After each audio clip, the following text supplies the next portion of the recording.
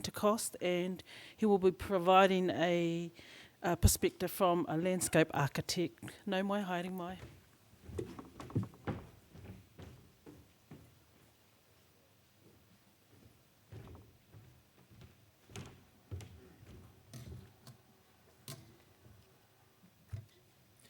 Kia ora koutou, ko Mike Pentecost toku ingoa.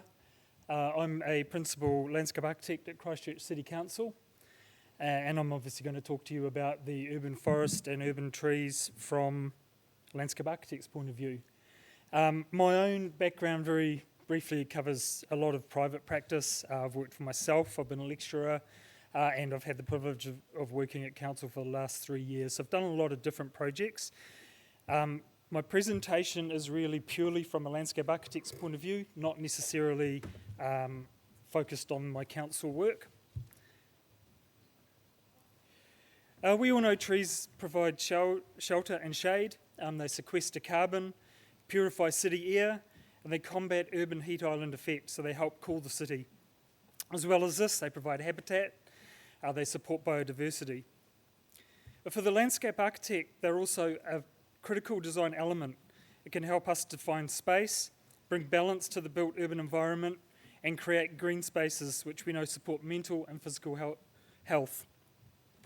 Trees also provide other functions such as traffic calming and wayfinding in a design sense.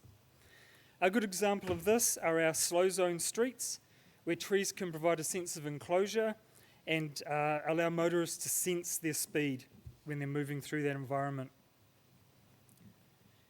We also have a lot of challenges to the inclusion of trees in our urban projects.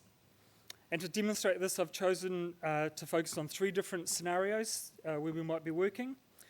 A lot of these challenges that I'm going to speak to you about have been already presented to you this morning. So obviously we're finding a lot of commonalities. But the first scenario I want to look at is our central city streets. So we're talking about our CBD. We have that challenge of long established infrastructure, both above and below ground.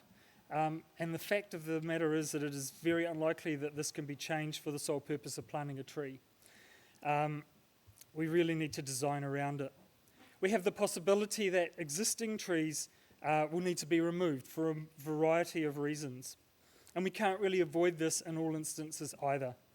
So while it's a last resort, we do have the tree policy which supports the urban forests by requiring that we replace any tree with at least 2 new ones.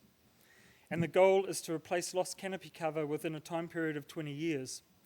It's arguable as to whether that's equitable, but sometimes it's necessary. We have stakeholders who may see trees as interfering with their businesses, possibly obscuring signage, influencing parking. And as Toby pointed out, it turns out everyone loves a tree as long as it's not outside their shop. It can be really difficult to leverage change when a lot of these elements are already well established and in place. Moving on to our park spaces. One of the projects we've been working on with Toby are some of the urban tree plans. We find that in our park spaces we have some of the same challenges. We do still have infrastructure to deal with. Generally the luxury of space means we can work around this. Irrigation, electrical services all exist under the ground. We have tension between users and stakeholders of these spaces. So activities such as sports, walking, cycling, fitness, and children's play space can all be in conflict with each other. We also have those that value ecology and nature above all. We have the traditional image of a public park, which has also been touched on. The photograph there really, to me, shows it. Very gardenesque, it's very tidy and manicured. And this is not always compatible with our objectives, especially if we are talking about ecologically based initiatives. Can look to the average person untidy. We know they're good, but not everyone agrees. We have other design considerations such as CIPTED, crime prevention through environmental design. Also mentioned previously, a copse of trees could provide opportunities for concealment or rough sleeping. But even the perception of danger is something that we want to avoid in our park spaces. We want our users to feel safe. We also have issues such as shading of neighbouring private property, the use of space, connections, and how our trees support or conflict with this. We've also talked about the new developments, the subdivisions. And to my mind, these should actually be some of our best opportunities because they often start as greenfield sites. Not always, but often. But the reality, as has been pointed out, is that by the time we come to plant trees, the soils are highly modified, heavily compacted, poorly drained, and sometimes contaminated. So it's not a nice place to be if you're a tree.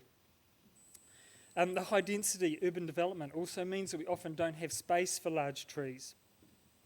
We have the placement of services and infrastructure, the booms, obviously targeted by the service providers and the engineers because it's a preferred location.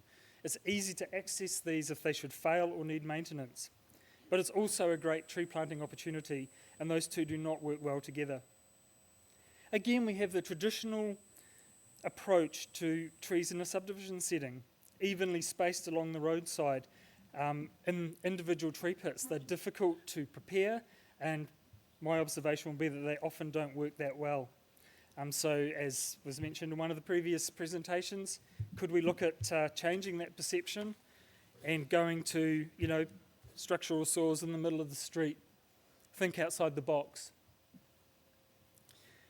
We've got some general challenges that really cross all these situations. We've talked about perception. I probably don't need to talk about it anymore, but I've noted for myself that if you ask 10 different people, 10 different opinions will come back to you as to where a tree should be, what it should be, or whether it should even be there. Climate change.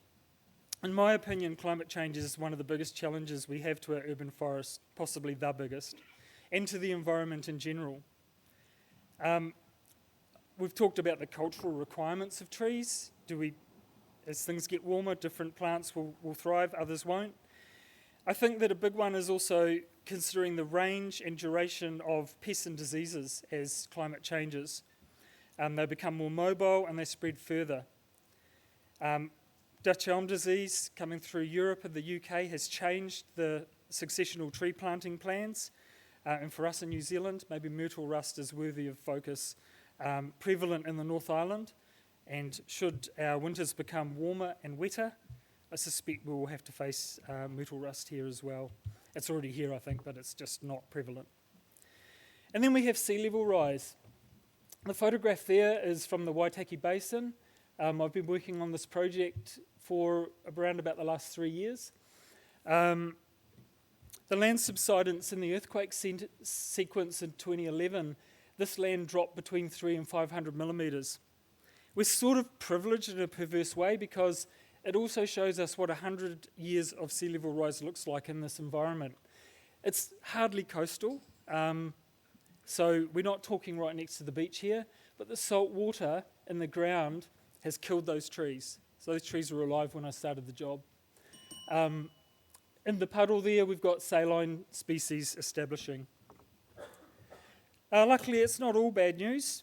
Our city street projects often take advantage of the required earthworks, and we're able to replace infrastructure. And this provides the opportunity to relocate and allow for trees. The tree policy supports us with this. The new subdivisions, I think there are opportunities to change our approach, but we somehow need to be in there early to have influence. In our parks and open spaces, we are really growing the urban forest. The residential red zone has provided great opportunities to expand as we have considerably more flexibility there. Now, for the landscape architect, can we be an influencer and can we actually change this? So we're not really talking policy here, we're talking as an individual. And I say yes. I think if we understand our clients' drivers and appeal to their needs, we can achieve success. If we can show a developer how adding amenity and providing high-value landscape could increase his yield, then we can get him on board. Be realistic with your proposal. Gain credibility by providing design ideas that actually work and are successful in the real world. Do remember the tree policies. They support us. The CSS, the IDS and others, look them up and refer to them. They provide support and guidance. Early and continued involvement. To me, this is all about relationships. Be the go-to for your client. Prove your value and cash in on that credibility you gained in the earlier point I made. And remember that good design takes time. Time costs money, so don't sell yourself short with your fee proposal. And in summary, I don't need to persuade you that trees are good, and we all know that, but as landscape architects, we need to ensure that we make good decisions and get successful outcomes. We need to understand the lifespan of a tree and what it will need to fulfill its potential. We need to plan beyond human timeframes, hundreds of years, not tens. Remember, we're problem solvers. It's what we do. So as landscape architects, we need to embrace this and enjoy providing these solutions. And finally, I do believe that we can be influencers. We just need to work with our clients and peers towards achieving great outcomes. Thank you.